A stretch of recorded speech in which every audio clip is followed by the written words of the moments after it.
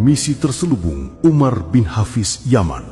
Lakukan safari ke Indonesia bukan untuk berdakwah, sebab dia sendiri termasuk kategori ulama gagal, sehingga negerinya terus dilanda konflik berkepanjangan.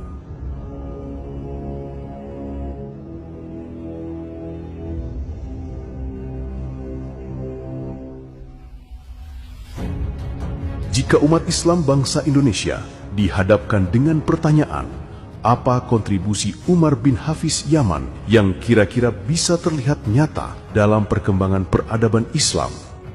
Jangankan untuk dunia Islam, dalam lingkup yang lebih kecil saja, apa kontribusi Umar bin Hafiz yang bisa kita saksikan untuk mengatasi permasalahan di negerinya yang terus dilanda konflik, perang saudara yang tak kunjung berkesudahan?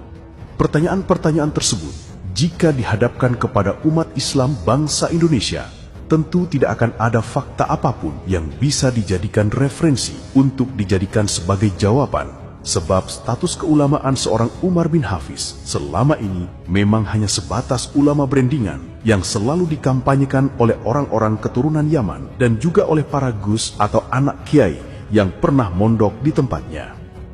Jawaban paling mentok dari para pembela biasanya mereka akan menjawab dengan jawaban yang sederhana, bahwa peran agung dari seorang Umar bin Hafiz adalah melahirkan banyak ulama yang tersebar di Indonesia. Sebab pada faktanya, memang tidak sedikit para gus atau kiai yang pernah mondok atau belajar kepada dia. Sehingga tentu saja peran Umar bin Hafiz dianggap sangat besar bagi dunia Islam, khususnya di Indonesia. Lantas jawaban tersebut, apakah memang benar seperti itu adanya?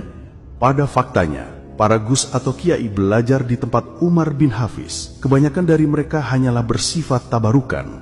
Ingat, yang kita maksud kebanyakan bukan semuanya. Kebanyakan para gus atau kiai pergi ke tempat Umar bin Hafiz Yaman itu dilakukan setelah mereka sudah tamat belajar di pondok-pondok pesantren di Indonesia. Sehingga para kiai atau ulama Indonesia sejatinya dilahirkan oleh ulama-ulama Indonesia itu sendiri, bukan dilahirkan oleh Umar bin Hafiz Yaman, sebab yang mereka lakukan itu sifatnya hanyalah tabarukan, bukan proses belajar mengajar sebagaimana mestinya seperti yang mereka lakukan ketika mondok di pondoknya kiai-kiai Nusantara. Karena itulah sangat mengherankan mengapa umat Islam bangsa Indonesia begitu kagum dengan status keulamaannya, padahal tidak ada satupun kontribusi yang bisa disaksikan secara nyata oleh umat Islam bangsa Indonesia bahwa dia menyumbang kemajuan penting bagi peradaban Islam di atas dunia. Gus Yahya Stakuf sebelum menjadi ketua umum PBNU pun sudah pernah menyindir Umar bin Hafiz dalam status Facebooknya.